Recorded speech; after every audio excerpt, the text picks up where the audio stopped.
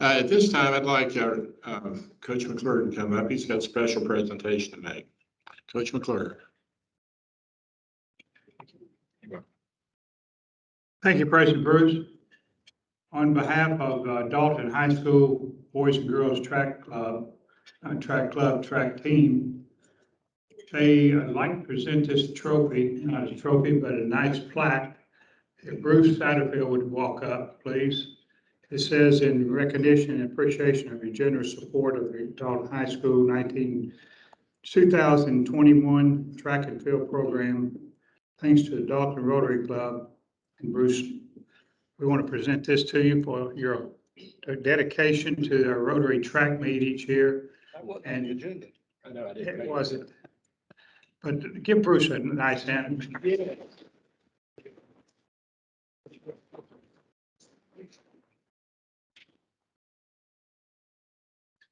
Smitty covered the agenda with me, but he didn't cover this. Being sneaky. I just want to say that was totally unnecessary, but I just want to say thank you to all of you guys. When I give you calls and you people that show up to actually make this track meet happen. So thank you to each one of you. Well, many of us know Bruce. We know how giving he is, and putting that track meet together in this pandemic, which was very tenuous, he still made it happen. And that's one of the things I guess I like so much about Rotary. There's a room full of people in here that know how to get from point A to point B. They learn how to do that. And that's what true leaders do. And I'm thankful for that. Okay, at this time, I'm going to introduce our speaker, fellow Rotarian Adam Ware. And before I do that, Ricky, hold on one second. Did everybody have to see all those little pictures that went by? So you're saying, why did you put those up there? I want us to remember why part of why we're involved in Rotary. It's more than just a local entity, even though we do some great work here in our local area. But we're part of a bigger picture, making a difference across the world. So I put these images up here that were Rotary centric to help us remember what we do. And now that we're back to quote normal, I want us to remember that and to keep pushing forward to help making lives better here and across the world. Okay, Ricky, thank you. If you can get Adam's info up. But I'm going to read you Adam's biography here. Dr. Ware is the director of the Bandy Heritage Center for Northwest Georgia at Dalton State College, where he holds the B.J. and Dixie Bandy Chair in American History. He earned his doctorate in American Religious History and Museum Studies at Florida State University.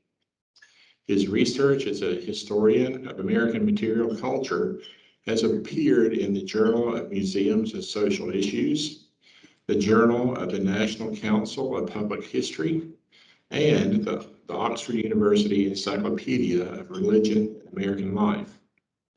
Before returning to Dalton in 2018 to direct the Bandy Center, he served as a historian and research librarian for the Orange County Regional History Center in Orlando, where his curatorial work in the wake of the 2016 mass shooting at Orlando's Pulse nightclub earned him the Leadership in History Award of Merit and the History and Progress Award from the American Association for State and Local History. Rotarians, let's welcome Dr. Adam Ware.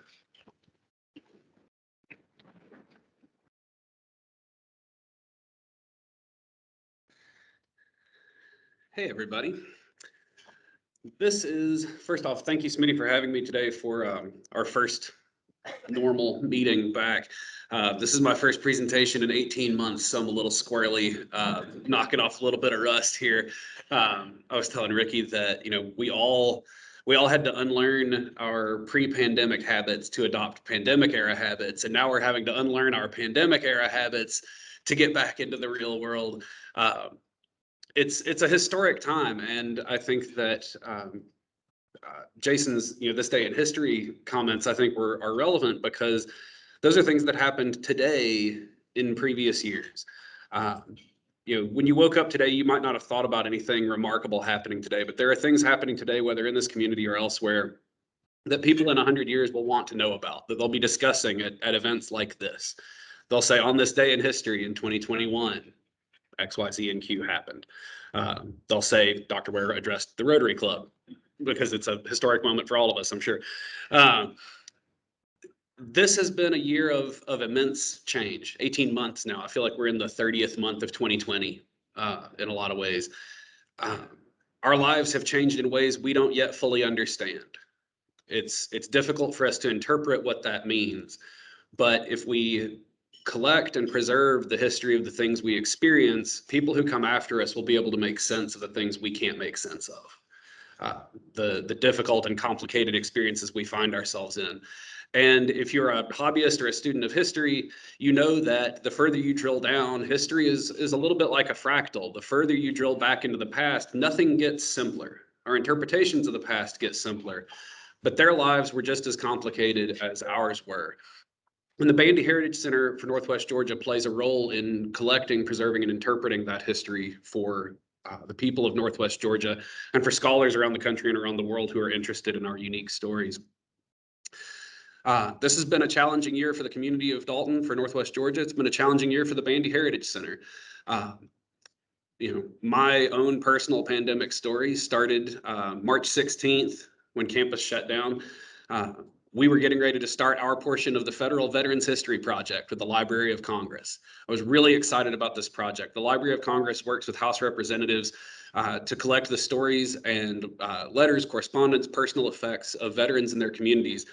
And in a lot of cases, those stories go back to Washington, D.C. because there's not a preservation entity in the community capable of caring for them. But with the Bandy Heritage Center here in Dalton, at Dalton State, I was really excited to be able to offer local veterans the opportunity to have their stories preserved, made a part of this federal veterans record, without their materials having to leave the region, so that their families, future generations, would be able to see those stories. We were set on March 16th and 17th last year to engage in 2 days of oral histories with local veterans. March 16th was the day campus shut down, so we weren't able to start that. It's been postponed. It continues to be postponed. Over the time that we've had to postpone those events, 2 of the people we were set to interview have passed away. Time rolls on. This is the thing. This is the thing that we try to stand like a stick in a river against this change of time. On March 18th, I met with the namesake benefactor of the Bandy Heritage Center, Mr. Jack Bandy, to talk to him about all the exciting things that we had planned that were currently in the process of being mothballed for the pandemic, and received a phone call from Annalee that night that he had gotten sick. Before just about any other organizations shut down, before the state shut down, I had to quarantine for the last 2 weeks of March, and while I was in quarantine, I found out that Mr. Bandy passed away. This is an experience that we have all undergone together. It's really something that binds our generations to one another. This is the first thing that grandparents and grandchildren have all gone through together. It's a really historic moment. But going back to what Jason was saying, they're all historic moments. Everything that we live through contributes to this story of who we are. So I want to talk to you about the Bandy Heritage Center. When I spoke to Rotary for the first time, Dr. Blackman invited me to speak. And at that time, the Bandy Heritage Center was a sort of raw idea undergoing a radical revitalization. I was here pitching you a hotel and showing you swampland. And over the last 3 years, the Bandy Heritage Center has changed dramatically. And so I'm here to kind of give a status update and talk to all of you because you're all parts of so many different elements of local life. You all have a story to tell. And if you're sitting there thinking, well, he doesn't want to hear about this, I do. Whatever you're thinking I don't want to hear about, I want to make a place for it in the archives, whether you work in healthcare, real estate, law enforcement, all of those things are elements of local life that people will want to know about. So now that the Bandy Heritage Center has undergone this revitalization, we're hopefully moving toward an open house or some sort of grand opening for the facility that's on campus. I wanted to update you and catch you up on what we've been up to. So what the Bandy Heritage Center is a great place to start. A heritage center is kind of a vague term. So what we are where the rubber hits the road is we are a research archive and an artifact collection. We care for the material history of this region through our preservation facility, also on campus at Dalton State. As campus starts to shift back toward a fuller reopening, we will become a teaching lab for students at Dalton State. There is a distinction to be made between historic preservation and the academic study of history. I did not get the carpet manufacturing gene. My dad is a dye chemist. My brother is a chemical engineer. I'm a historian of religion and material culture. I didn't get that gene. I would have stayed home and I'd have a boat by now. But instead, I'm looking toward October when my student loans start getting repaid again. But my brother's a chemical engineer, and if you call him a chemist, he loses his mind. He says, I don't wear a lab coat, I don't play with beakers, I AutoCAD oil refineries. It's a very different thing. I would say there's a similar distinction to be made between historic preservation and the academic study of history. So the importance of us being a teaching lab when campus starts to roll back to normal functioning is that if you have a photograph of Dalton High School, knowing the history of that high school is one thing, but knowing how to preserve the emulsion on that photograph is a different set of knowledge. And that's the set of knowledge that's missing in the preservation community in Dalton right now. Right now, we enjoy a wealth of historic resources, but if we don't preserve those things, then our grandchildren and our grandchildren's grandchildren will be left wondering what life was like. And I find that professionally intolerable. I want to make sure that people 100 years from now have access to all of the research materials and all the cool old stuff that we have access to right now. We are also a heritage resource for the communities, the businesses, and the organizations around Northwest Georgia. Not everybody who comes in is a history buff. In the time before the pandemic, when I was giving tours to the under construction facility, people would glaze over, and I could see them say, "Oh, I'm not really a historian." And one story that I've told several of you before that may bear relevance to your life in private industry or in nonprofits or wherever you may contribute to Dalton life. When I was in Orlando, a guy called us and said that he had just purchased a warehouse next to the Tangerine Bowl, next to the Citrus Bowl in West Orlando. And he said, I want to turn it into a bar, but I want to theme it to the history of the site. So there's an economic thing that the History Center there was trying to support. He said, I have the address. That's all I've got. What can you tell me about this square building in West Orlando? So I looked back through our city directories, and if you had told me when I was 18 years old that I would be hot for city directories, I would have laughed in your face. I'm a big fan of phone books now, which makes my niece roll her eyes.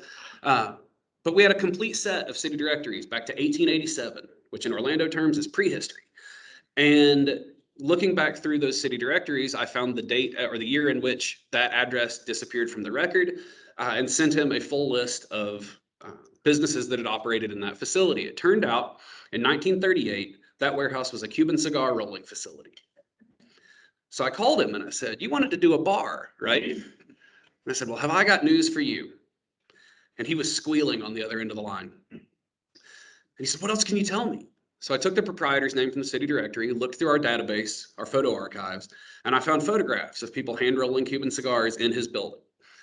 He paid a commercial use fee. We reproduced them at 9600 DPI, which meant that he took a 35 millimeter slide and was able to make wallpaper out of it and laid down penny tile and leather couches. And the reason that I say that for this fourth point is that not everybody in Dalton is a history buff, but there is an opportunity if we have a stable, well-organized, accessible, discoverable research resource that we can support local business, we can support local industry. There's a lot of cool things we can do besides just telling history stories. So, refining what it is we do, our mission. The Bandy Heritage Center for Northwest Georgia exists to collect, preserve, and interpret the material and cultural history of Northwest Georgia's many communities. I rewrote this mission when I first got home. The initial mission for the Bandy Heritage Center was celebrating the history of Northwest Georgia. Because we are affiliated with Dalton State College, because we are an outreach project of our local higher education institution, celebrating is a troublesome word. We want to follow the breadcrumb trail of history wherever it leads. When people talk about 2020, I don't know that celebrate is going to be the word people are going to want to use, but they're going to want to know about it. So collect, preserve, interpret is a three-part mission that allows us access to every corner of local life. There's nothing we can't touch by collecting, preserving, and interpreting local history. So what we're trying to accomplish, our mission statement now.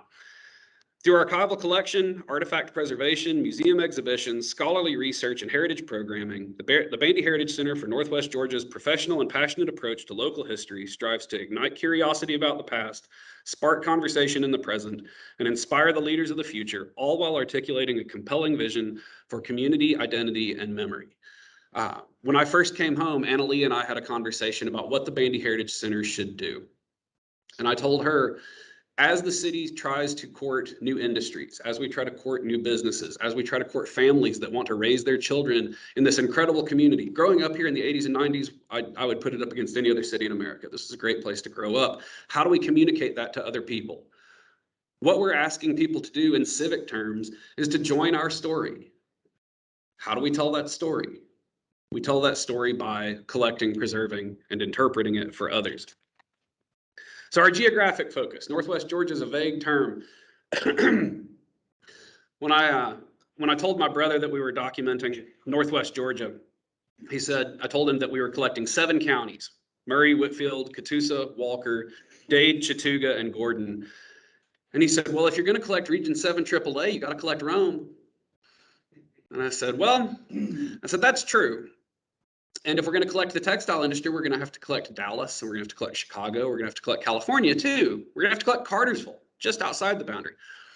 But if I tell a story about Northwest Georgia that starts with First Nations activity, with Cherokee culture, that leads through some of the most consequential fighting of the Civil War at Chickamauga and Resaca, and that leads through a hand-tufted chenille industry that became the envy of just about any other industry in the 20th century, one of 4 recession-proof industries in the 20th century, the carpet industry. That's a story that involves Chatsworth and Dalton and Ringgold and Lafayette in ways that it doesn't involve Rome. You can feel that you're sort of crossing a line narratively when you start to talk about communities that are farther afield. Besides, 7 counties is a lot to take on. So as Dr. Venable said when I first started, we're already drinking from the fire hose. So we're starting with 7 counties, and we'll see where that goes. So one easy way that I communicate that to people is we collect comprehensively from Crandall to Cloudland Canyon to Calhoun. Within that area, our interest is comprehensive. There's not an element of local life we are not interested in. The way the world of Coca-Cola might collect Coca-Cola history all across the world, we instead of going broad, we go deep in Northwest Georgia. Religious history, political history, economic history, agricultural history, military history, you name it. I don't want there to be a question in the future that someone has about Northwest Georgia that we can't answer. And I need your help to do that. So what all do we collect? When we talk about material history, what is the stuff that we collect? Well, one of the things that makes a difference for the Bandy Heritage Center vis-a-vis other collecting entities in the region is our adherence to national practical and ethical standards. I'm really excited to offer the people of Northwest Georgia a preservation opportunity on par with what they would get at the State Archives in Morrow or the National Archives in DC without that material having to leave Northwest Georgia. I have a big chip on my shoulder about that. Again, I grew up here in the 80s and 90s, and there was a mentality, Mr. Bandy and I discussed this often, there was a mentality in the 80s that Dalton was a small town. 1990, I think the population was around 18,000. Now we're like 32-ish. There was a mentality in Dalton in the 80s and 90s that we were a small town, but there was no reason we couldn't have the best of everything. And that's one of my guiding thoughts behind the Bandy Heritage Center, that if we're going to collect local history, if we're going to preserve local history, we can do something as well as you would get elsewhere without the damage done by seeing that material leave our region. So we collect audiovisual media, photographs, original prints preferred. We like to connect people as directly as possible with the past. Slides, negatives, film reels, VHS tapes. I just got a VHS tape in the other day. We are in the process of building our digitization materials. So we are set up now to digitize photographs, slides, negatives, VHS cassettes, and 33s, 45s, and 78s. Gospel recording is a big part of local history here. Everybody's aunt and uncle and grandma was in a gospel quartet. I know mine were. So we're set to digitize those. But one of my favorite pieces that's just come in was we received a video cassette from a friend that I went to high school with. And it's her and her little brothers and little sisters playing in the blizzard of '93. It's really cool footage. And on one hand, it's just some kids playing in the snow, but it's a story that connects us to a historic moment in our past. So I'm excited to have that preserved for the future. Documents and paper records, letters and correspondence, journals and diaries, business and organizational records are one of the big ways that we've grown. Letterhead, billhead, receipts, manuscripts, authorial research. We're working with Coach Katie on his authorial research. We worked with Ashley Callahan on her research for Southern Tufts. We want to make sure that that stuff is stable. Government records, ledgers, registries, deed books. These are the kinds of things that in a lot of other business contexts or government contexts get in the way. They're taking up space in back warehouses and things. For us, they would become vital resources we would use regularly. Maps, atlases, real estate, land transfer books, school yearbooks and annuals. Photographs and school yearbooks are one of the things that just about anybody can contribute to grow this collection. Church records. I'm really excited about church records too. And then cookbooks, and I'll show you one in a little bit. Artifacts and objects. That's the stuff people actually come to see in a museum. If you come to the Bandy Heritage Center when we do our grand opening, hopefully in the next 8 to 10 weeks, you will probably be disappointed. It's not like, you know, you don't walk in and see Dalton's first bicycle. You're going to see a lot of boxes, a lot of acid-free boxes of paper documents. But the artifacts and objects are things that connect us to the lives that we've led and the lives that people before us have led. So athletic and military uniforms, school spirit materials, tools, products from local industry. How do you tell the story of the carpet industry in 100 objects? Well, you're going to use a Chanel bedspread, a tufting needle, sure would like a tufting machine, a sample book, right? These are how do we tell these stories in objects? How do we tell a story of a Catamount football game? Coach Chaplin and I had a really great conversation a couple of years ago. And I said, I sure would love one of your playbooks. And I said, we would darchive it. People wouldn't be able to access it because the plays are still good.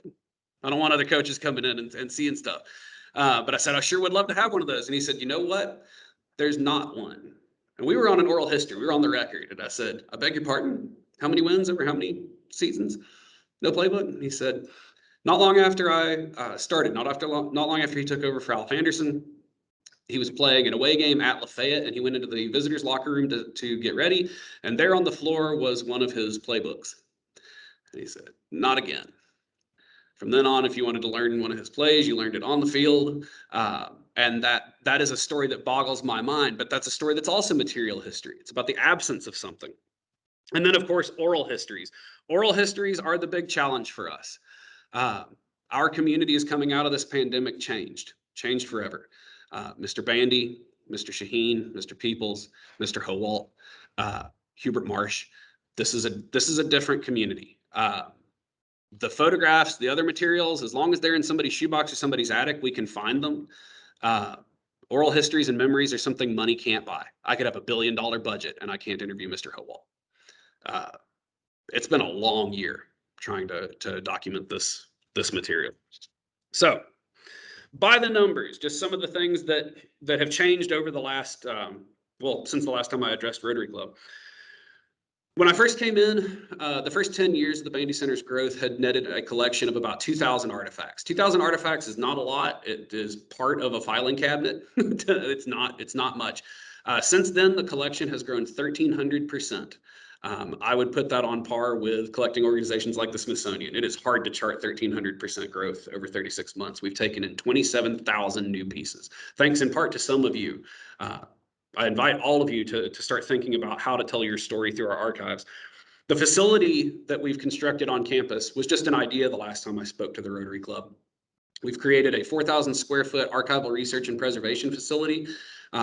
We received a grant from the Georgia Humanities to install the region's first climate control system for archival care. So we are now the only facility in the region capable of abiding by the National Archives standards for cold storage. Under our care and preservation standards, photographs, for instance, will stay in their current state for about 700 years. And that is an absurdly huge number because the campus has only been there since the 60s. So I'm not thinking that building's going to be there for 700 years, but preservation is a daisy chain. So my job is not to make something last forever. It's to make something last until someone else comes up with a better opportunity to make it last. That's really what we're doing here. So some of the organizations that have contributed to that 27,000 item growth, that 1,300% growth, we are the home repository for the Georgia chapter of the Trail of Tears Association, Walker County Historical Society, Hamilton Healthcare System, the Creative Arts Guild, Dalton Parks and Rec, Finley Studio, Bowen Brothers Concrete, The 6th Cavalry Museum in Fort Oglethorpe has named us their official repository. Daughters of the American Revolution, Bill Chappell has donated material from Catamount football. The Shaheen family has named us their archival repository. The Saul family has made contributions. The Mosteller family from Galaxy, and of course Rotary of Dalton. And these are just a few. We've named a few in the last 18 months or so. But that's one way that our collection offers depth and interest to scholars and the general public. So, picture time. So the new facility is on campus at the library. When I give people directions to the Bandy Center, I'm grateful for this new mural on campus because now I say it's right next to the huge picture of the lady's face, and then people go, oh, okay, great. We are on the ground floor of the Dalton State College Library, the Darrell Roberts Library. This facility was a continuing ed facility for a while, depending on what your ties to the college are. It was a computer lab when I came home, and that's the sort of entryway to the new facility. So that's our front door. Yeah, this is our reading room. So when you step through that front door that you just saw, our archives are what are called closed stacks. That means the public can't just come in and pull stuff off the shelves because that's how stuff goes missing. This is the facility where people will engage directly with the collection. So if you're wanting to decorate your office, or if you're wanting to learn more about local history, make an appointment with us. We'll pull resources and have you see them here. The photos that are around the wall are photos from the Carpet and Rug Institute collection. We have about 550 photos of promotional material for the carpet and rug industry. Some really interesting pieces there. I hope that over time that will change. This is also a classroom facility. Again, we're a teaching lab, and so this will be for teaching as well. But this is our customer-facing part of the closed stacks. This is our processing lab. Again, preservation is kind of the difference that makes a difference for the Bandy Heritage Center. This is where material comes when it first arrives to us.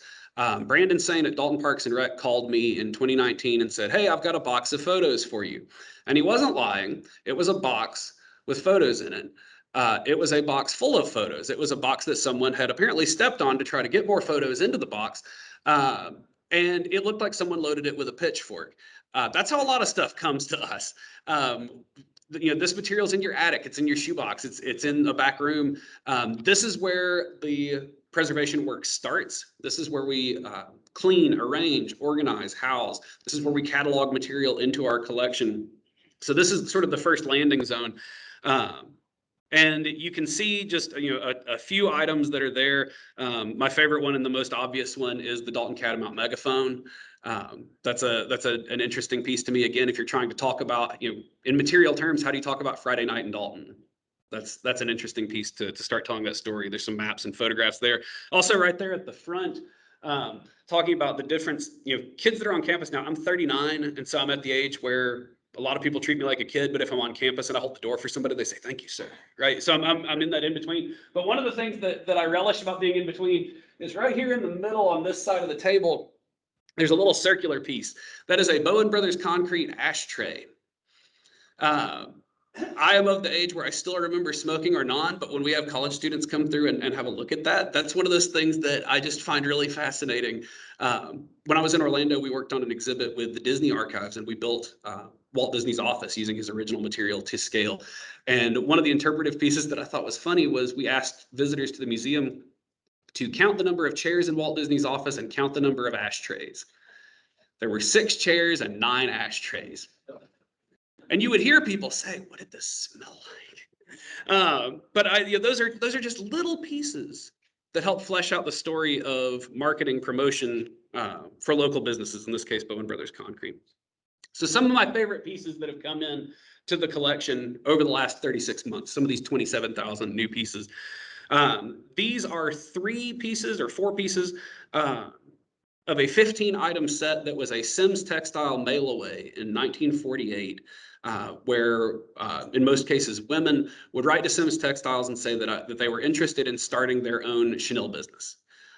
So Sims would send them a promotional packet that would have a sales special on a sewing machine that was made for chenille tufting.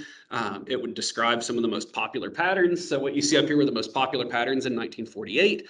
And then in terms of a material connection to all this paper, one of the things that excited me was they sent thread samples. And so we have 1948 chenille thread samples that came with this package.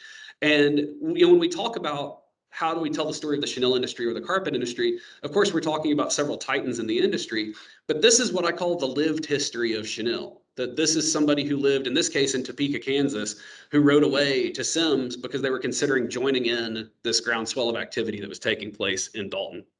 It's a cool piece to look at. So when I first came home, I started raiding my dad's house, the house I grew up in, because if my parents aren't on board, I can't imagine anybody else is going to be on board. And one of the things that I found at our house was a shirt that was my night shirt when I was a baby, and it was my dad's Galaxy softball jersey. When you talk about the lived history of the carpet industry, we can talk about how many gallons of water it takes to make a yard of carpet, but what makes carpet in Dalton, what makes this a Dalton story, is how this transformed the lives of the people in this community. My dad grew up on a dirt road in Ringgold, got his associate's degree at Dalton Junior College, and because of his success at Cornett and at Galaxy, I was a first-generation college student, first-generation bachelor student, and first-generation recipient of a doctorate. And when I was a kid, if we had a cookout, everybody who came worked in carpet. The jokes they told were carpet jokes. Their free time was spent playing softball for in this case, the Die House leagues. So I told this story to one of the librarians at Dalton State.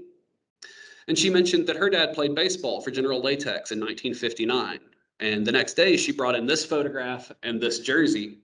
And I show these because these are the kinds of things that will look almost unimpressively familiar to you. But in 100 years, these are going to be really remarkable pieces.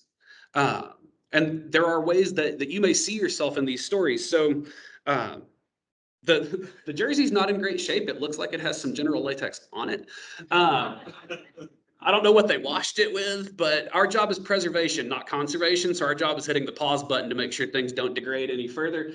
But the next to last gentleman on the top row, second from the right, is Jimmy Nolan wearing this jersey. And I love making that human connection because what matters about that jersey is that Jimmy Nolan wore it. What we call the human residue, that this is something that people touch. When you go to the Country Music Hall of Fame, they'll talk about this with guitars. You know, look at the damage where Johnny Cash played this guitar, right? The point of the guitar is that he touched it. The point of this jersey is that Jimmy Nolan wore it. So we have a Galaxy jersey, we have a General Latex jersey. If you have one in your collection, I sure would love to add to it. I'd love to create as diverse a collection of this kind of thing as possible. Some of the photographs in the collection. This one, Collins and Aikman's Mayfair division was on Abutment Road. This photo was taken around 1960. I posted this to the Bandy Center's Facebook page, and there was a robust discussion about where this facility was. There were two possible locations. One is out here on Vista Drive, out near the bypass. And the other one is, of course, on Abutment Road. And looking at the city maps and looking at the directories, those are actually the same road. Like if you were to just draw a line across town, Vista Drive and Abutment Road become the same road. And the address number was the same and the buildings look the same. But so this became a surprising challenge for us. But because of the resources at the Bandy Center, we were able to identify that this was at Abutment Road. And as a matter of fact, the front entrance has changed. But if you go, it's basically facing the bank there, right, as you turn off of Walnut onto Abutment Road. The entrance has changed, but the warehouse looks exactly the same. And that's the way that I actually got out in my car and drove around town and figured out that this was that the warehouse is still there. But again, if you talk about things that change, if you've been in this community for a long time, if you're one of the more senior members of this community, you're looking at this photo and not even batting an eye. You're like, yep, Collins and Aikman. But if we ask your grandkids, this becomes a much more rich and interesting history to talk about the fact that you couldn't throw a rock in Dalton and not hit a carpet plant in 1960. Going back a little bit further, this one is not immediately obvious except for maybe the fact that they identified it at the bottom here. This photograph was taken on March 2nd, 1909. So you talk about this day in history, March 2nd, this would be an interesting one to take. This is the foundation under construction for the Dalton Post Office, what is now the Chamber of Commerce building. It's a weird angle. It's not immediately obvious where it is. None of the buildings you can see are still there. It doesn't look, it's hard to find your bearings. So this is behind the post office. On this side is, I believe, Crawford Street, and on this side is Hamilton Street. That is the original Hotel Dalton before it burned in 1911. That is where the landmark building is now. And then more remarkable, and I like to think this informed the decision for the location of Burr Park. But the building immediately to the right, the black building, again, when you talk about weird things that people would have taken for granted in their own lifetimes, that's Dalton's Opera House. Talk about a phrase you don't use every day. That is Dalton's Opera House. Neither of those facilities are still there. The landmark building has replaced it, but it's amazing to think of a time when the old post office building was just an under construction hole in the ground. So March 2nd, 1909. And now that these photos are preserved, they're here for our use and they're here for the use of everyone that comes after us. That's a really exciting thing to me. On a personal note, I love this photo. I donated this photo. In case you're curious what's in your collections, I think you'll be surprised if you look at it with a different eye toward what people in the future will want to see. This is my great-granduncle. His name is J.W. Holloway, and this photograph was taken in downtown Ringgold after what appears to be a possum hunt. It was just in a pile of old photos at my uncle's house, and it's amazing to see people express interest when they start to see themselves in the stories this institution tells. Your family, there is a 100% chance that your family has a story that belongs in the archives. Mine at this current juncture involves a 1909 possum hunt in downtown Ringgold. I'm really eager to find out what that brick wall is. Not a lot of identifying information to go with, so I don't know where in that. I'd like to think this is where the chow time was, but that's just wishful thinking. Another fun one. And this is where, again, oral histories money can't buy. The other thing that money can't buy is your familiarity with the people you see in a photograph. Once we start opening up to public-facing activity, if you are interested in volunteering with the center, I know Hilliard, you and I talked years ago about volunteer opportunities at the center. One of the fun things that you can do, I don't want to put y'all on the boring stuff, but one of the fun things you can do is start coming over to identify people in photographs. This photograph was taken in 1968. Does anybody recognize the gentleman at the podium? It's Bill Chappell, 1968 Fort Hill football banquet. And the thing is, he's the easy one. I know him because he donated this photograph. But the other people in this photograph, I'm not as sure about because I'm 30. See, this and how easy was that? I love this, These are things that I'll want to talk to people about. And this is just one, since we started, we've taken in 5,000 photographs. A lot of them are from the Creative Arts Guild. A lot of them are from the Carpet and Rug Institute. So each of you is going to have a role to play. So we need to talk about this some more. One last photo and then one artifact. Obvious who donated this photograph. I wish we had. I know. Well, it's funny. John Neal told me once when he and I had a meeting with Mr. Bandy, and as we were walking out, he said, "Man, I wish you were here 25 or 30 years ago." And I said, I was 11. But I was here. I was of no use to anybody at that point. But Bill Bowen donated this photograph. I wish we had a facility on campus for storing a Bowen Brothers concrete truck, especially the 1976 edition, where Bill mentioned that for 1976 they added a blue stripe. So you had red, white, and blue stripes on the drum, which I think is a great detail. But I've asked people who come in, I leave this photo out to quiz people when people come in on a tour of the facility. But I'll ask people now, if you already know the answer, I guess you can blurt it out. But does anybody know where this is? Yeah, well, you do. 1963, this is a photograph of Bowen Brothers Concrete providing concrete to Brookwood Elementary School. I live in Faye Fox's old house just over the hill on Central, and when I realized that was like a shocking, vertigo-inducing experience because this is Central Avenue. All those pine trees are still there. That's what made sense to me, is that all those pine trees in the front are all still there. So these are just a couple of 7,000 photos. Yearbooks, Letterman jackets, other stuff. One of my very favorite things to collect, and this is my last slide. This is a 1948 Fort Hill PTA cookbook. I love collecting cookbooks. There is so much, and it's also true that a lot of you probably don't want to donate your cookbooks because of the reason that I want them, which is to say there is so much memory in an item like a cookbook. There is so much culture. There is so much humanity. The grease on the pages, the handwritten notes in the margins, all the reasons that you want to keep yours are the reasons that I want to make sure it's there, preserved forever. When I was in Orlando, again, talking about public facing events, one of the things that we can do, and then I'll be done. We had an event in Orlando where we invited local chefs from local restaurants in to review the cookbook collection for the History Center. And we had a black tie ticketed event, plated event called History on a Plate. And we invited chefs to come in and pick their favorite recipes. And we had a multi-course meal where people could literally eat history off of their plates. I'm really curious to see what that will yield as more church cookbooks, PTA cookbooks, family cookbooks start to come into our collection. In Orlando, it meant a lot of alligator pie and orange juice ice cream. So maybe J.W. Holloway's possums will show up again. I don't know. But that's where we've gone in the last 36 months. When I first spoke to the Rotary, this was just an idea, and thanks to some of you, this has become a reality of service to the college, to the scholarly community, and I think this is going to be a really exciting thing to serve the people of Dalton.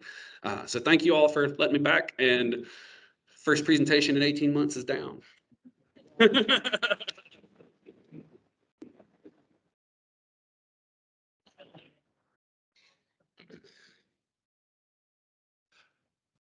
It was amazing. I was watching y'all watch the pictures, and it was amazing watching you line up, because I could tell you were picking out people that you knew. It was so fun to watch you watch that. That was just my take on it. Adam, I want to thank you on behalf of the Rotary Club for presenting today. We'll be donating a book in your honor to the library here in Dalton. And thank you again for that.